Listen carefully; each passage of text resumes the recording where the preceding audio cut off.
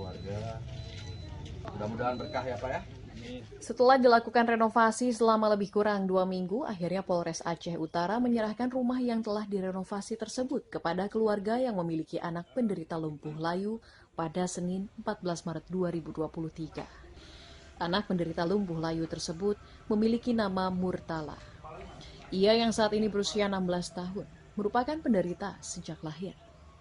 Selama proses renovasi, Murtala untuk sementara tinggal di rumah dinas Kapolres Aceh Utara sembari memperoleh pengobatan secara intensif dari tim kesehatan Polres. Hari ini kita sudah bergeser ya, sudah memindahkan Murtala dari rumah dinas Kapolres ke rumah yang baru yang sudah berhasil kita bedah.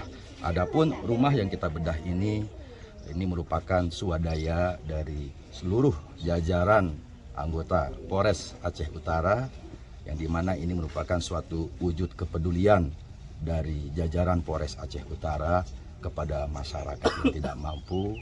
Sementara itu, Dokter Umum Klinik Polres Aceh Utara, Ferianto, menyampaikan untuk saat ini kondisi kesehatan Murtala tergolong cukup stabil dari kondisi sebelumnya saat dijemput oleh pihak kepolisian.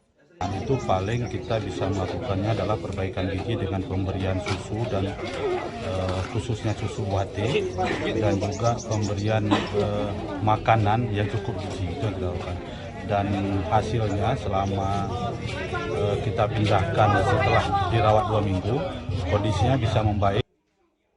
Setelah menyerahkan rumah yang telah direnovasi, Polres Aceh Utara juga turut memberikan sejumlah sembako untuk stok beberapa bulan ke depan untuk meringankan beban keluarga Murtala.